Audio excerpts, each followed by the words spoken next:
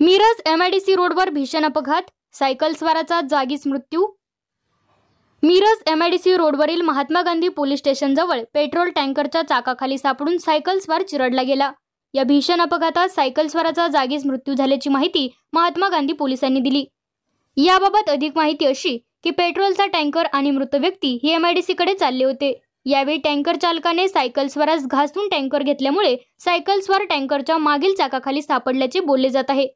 मृताचे नाव परशुराम शंकर पांचाळ, वय वर्ष 70, राहणार कमानवेस घोरपडेवाडा, गणेश तलावाजवळ मिरज असे आहे। अपघात एवढा भीषण होता की मृतदेह चेहऱ्यापासून कमरेपर्यंत छिन्न विछिन्न झाला। मयत पांचाळ हा एमआयडीसी येथे सिक्युरिटीचे काम करतो। तो ड्युटीवर जाण्यासाठी सायकलवरून निघाला होता, त्यावेळी ही दुर्दैवी घटना घडली।